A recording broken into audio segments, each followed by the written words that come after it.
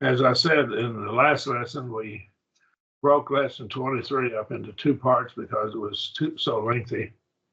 And so it will be lesson 23B now. I'll be introducing that. And again, we're asking the question, dealing with the question of whether or not other books should be added to the canon other than the 66 books that we have in our Bible. How do we know other books should not be in the Bible? Again, our Roman Catholic friends accept part of the Apocrypha. Why don't we? Mormons accept the Book of Mormon. Why don't we? And the Muslims accept the Quran. Why don't we accept it? So we'll be answering these questions. We'll have a whole lesson on the Mormons' books and also on the Quran. The Apocrypha has internal contradictions. Second Maccabees contradicts Second Maccabees 1 verses 13 through 16, contradicts Second Maccabees 9 verses 19 through 29. Tobit 5:12 contradicts Tobit 12:15. Second Maccabees 1:13 contradicts Second Maccabees 9:28, as we've already laid out. So let's lay it out here. Second Maccabees 1:13 through 16 has Antiochus Epiphanes being killed in Persia at the temple of Nanim by the priest of Nanea. Whereas Second Maccabees 9 verses 19 to 29 has Antiochus dying in the mountains from a plague that God brought upon him. That can't be both. This is in the same book. So we have a problem here. Chapter 1 has him being murdered by the priest, and then he died of a plague, according to chapter 9, verses 19 to 29. Other than these accounts, there's no credible historical evidence of how he died. All right, we don't have any credible historical evidence of how he died. The Bible does prophesy of his death, however. Second Maccabees 1:13, for when the leader was come into Persia, and the army with him that seemed invisible, they were slain in the temple of Nanea by the deceit of Nanea's priest. For Antiochus, as though he would marry, came into the place, and his friends that were with him to receive money in the name of a dowry. Which, when the priest of Nanea had set forth, and he was entered into a small company into the compass of the temple, they shut the temple as soon as Antiochus was coming in and opened a privy door of the roof. They threw stones like thunderbolts and struck down the captain and hewed them to pieces, smote off their heads, and cast them as those that were without. So we have the angel Raphael being a Jew and the son of Ananias. This is Tobit now. Of course, the other account we don't have on the screen here. Tobit 5, verse 12 has the angel Raphael being a Jew, the son of Ananias the Great. But Tobit 12:15 has him being an angel, not a man. Angels neither marry nor are given in marriage, Matthew 22:30. This is, of course, the doctrine that angels married men, and this is the giants, supposedly, of chapter 6 of Genesis. Of course, that's fabulous. It's not true. Angels neither marry nor given in marriage. In Tobit 5:12, then he said, I am Azarias, the son of Ananias the Great, and of thy brethren. In 12, verse 15, and he says, I am Raphael, one of the 7 holy angels, which present the prayers of the saints, was going in and out before the glory of the Holy One. In the resurrection, they neither married nor are given in marriage, but are as angels in heaven. You have to study the book of Tobit in its context.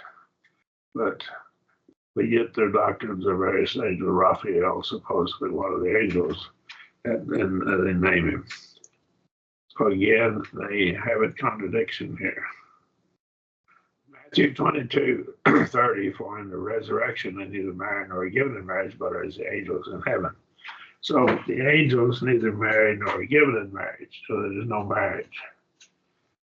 And then he said, I am Azarias, the son of Ananias, the great and of thy brethren. But if you read in the context, this person that he's talking to is supposed to be an angel. Okay, and you have to get the context.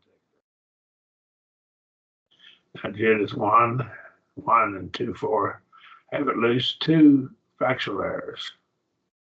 I won't be looking at them, but you can study them yourselves. In First Maccabees 1:6-7 contradicts historical accounts of the death of Alexander the Great. Let's look at First Maccabees 8:16. It contradicts historical accounts of the nature of the rule of the Roman emperors as them being very benevolent, which they weren't. Now, I would encourage you to study these yourself. You can see what I'm talking about.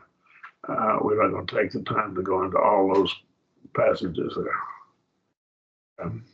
Book of Wisdom of Solomon, supposedly written by Solomon, has Israel in subjection to their enemies, but they were never under subjection to the enemies during Solomon's reign.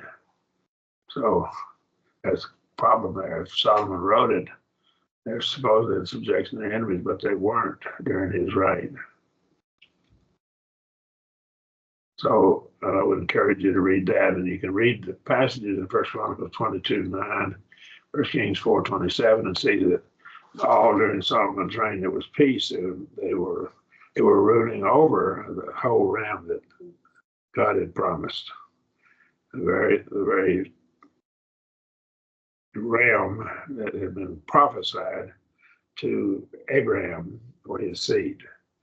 They ruled it all from the river, that is the river Euphrates, all the way to the river of Egypt, which would be the boundary between Egypt and Israel. And he ruled over all of it, and there was peace in the land. They were never under the rule of anybody but Solomon. Again, if Solomon wrote the book of Wisdom of Solomon, we have a problem here. It's Wisdom 15:14. Genesis 1:1 has a factual error. In the 12th year of the reign of Nebuchadnezzar, and this is a variant spelling of it, who reigned in Nineveh. But he didn't reign in Nineveh. Nineveh had already been destroyed. The great city in the days of Arphaxad. Arphaxad was the son of Shem, which reigned over the Medes in Ecbatani. Nebuchadnezzar never reigned over the Medes in Ecbatani. He never did reign over them. So again, he's got a whole bunch of factual errors here. He didn't reign in Nineveh, and it wasn't in the days of Arphaxad, wrong time frame. He didn't reign over the Medes, and he wasn't reigning in Ecbatani. It all mixed up. Arphaxad was the son of Shem, Genesis 10:22. Sons of Shem, Elam, and Ashur, and Arphaxad, and Lud, and Aram. And of course, as I've already pointed out, the other errors that it has in that passage. Genesis 2:4 says, and when he had ended the council, Nebuchadnezzar, king of the Assyrians, called Holofernes, the chief captain of the army, which was next unto him, and said unto him, well, there's two factual errors here. Nebuchadnezzar was not the king of the Assyrians. He did rule over what had been the part of the Assyrian Empire, but he was not the king of the Assyrians, the Babylonian king. And Holofernes was not the captain of his army, and which was next unto him. Holofernes was a Persian general, not a Babylonian general. And just got this all confused. Nebuchadnezzar ruled over the Babylonians in Babylon, not Nineveh, not Assyria.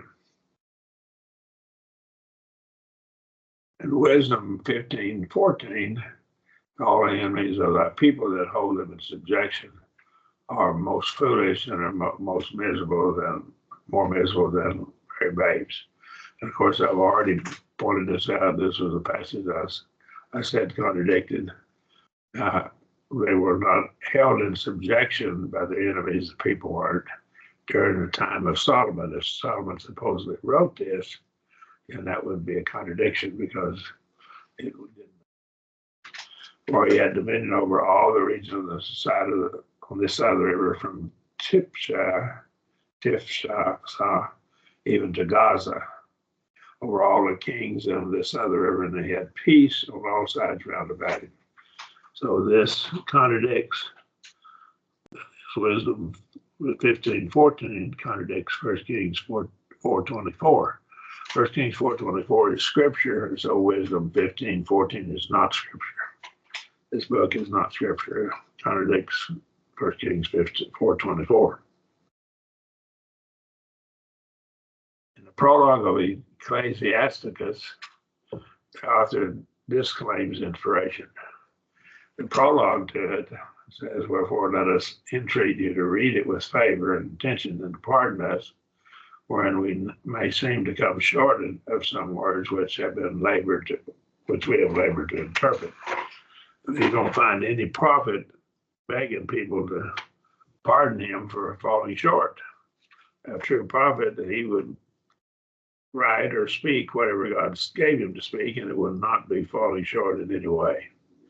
So again, that's pretty weak log to it. First Maccabees 4:46 and 9:27 and 14:41 confess that there was no prophet in Israel at that time the book was being written. This is one of my arguments for this not being no miracles, no miracles that ceased. If First Maccabees is part of Scripture, it tells us there's no prophet in the land. See, it was being written, and it takes a prophet to write the book. And laid up the stones in the mountain of the temple in the convenient place until there should come a prophet to show what should be done with them. There's no prophet at that time to tell them what to be done with them. So this admits there's no prophet. Now, First Maccabees doesn't claim to be inspired of God. It's just a historical guy. It's pretty good history. I'm satisfied. Best I can tell, it has a pretty accurate historical account of what went on during that time. But it's not scripture because it admits there was no prophet at that time to do it, to tell them what this meant. And First Maccabees 9:27 says, "So was there a great affliction of Israel, like which was not since the time that a prophet was not seen among them." So there's no prophet seen among them at that time. Again, First Maccabees wasn't written by a prophet, because the book itself tells you there was no prophet that was seen among them at that time. First Maccabees 14:41, that the Jews and priests that were well pleased that Simon should be their governor and high priest forever until there should arise a faithful prophet. So they want him as a governor until the prophet comes. Well, again, if First Maccabees is written by a prophet, there is a prophet there. There was no prophet there. The writer said there's no prophet. He's not claiming that this is scripture. In fact, he is implicitly teaching that it's not scripture. This is one of my arguments for this. Maccabees 2:23 implicitly disclaims inspiration. All these things, I say, being declared by Jason of Cyrene in 5 books, which we essay to abridge in 1 volume. So what we're doing is we're giving you the condensed version of what Jason of Cyrene wrote in 5 books. What he's going to need just condensed what another man wrote. That's what this Second Maccabees does. Second Maccabees. Of course, we've quoted from First Maccabees earlier. This is First Maccabees. Now here's Second Maccabees. Okay. It's being abridged. Josephus claims that there were no prophets during this time. Again, we have the word of Josephus. Josephus was a contemporary of Jesus. He was born about the time of Jesus' death, or maybe a little bit before. So he was younger than Jesus. But Josephus against Appian 1:8, he writes, "It is true, our history has been written since Artaxerxes was particularly, but hath not been esteemed of the like authority with his former by our forefathers, because there has not been an exact succession of prophets since that time, since the time of Artaxerxes, which would be in the time of Malachi." So what we have here, then, he is claiming there's no exact succession of prophets since that time. So there were no prophets. So again, what Josephus is claiming, there was no prophets. He acknowledged it. There's other sources we could appeal to as well. Even if these books, the books of the Apocrypha that were added by the Roman Catholics to the canon, to their canon, were part of Scripture, that'd be part of the Old Testament, which is taken out of the way. Colossians 14. Having brought it out the bond written in ordinances, which were against us, which was contrary to us, and he had taken it out of that way, nailing it to the cross. Okay. So he's nailed it to the cross. Now, if these books are proven not to be inspired, and we've shown that there's a contradiction, that in fact, two of the books disclaim, tell us there were no prophets during that time. And if these books are proven not to be inspired, they would be self-contradictory.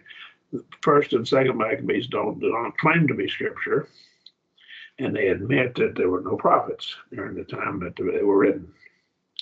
So we clearly can see that they cannot be scripture. So if the Roman Catholic Church claims they're scripture, they're shown to be fallible. And here's my argument, my logical argument.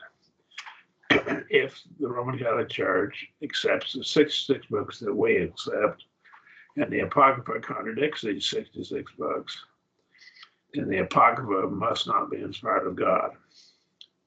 If the Apocrypha is not inspired of God, then the Roman Catholic Church is fallible. They've made a mistake. They're not. The Apocrypha does not pass the biblical test of canonicity. It was written when there was no prophets, therefore it was not miraculously confirmed. It contradicts Scripture, contradicts itself in some instances. It contradicts true history and the facts of nature. Any comments or questions?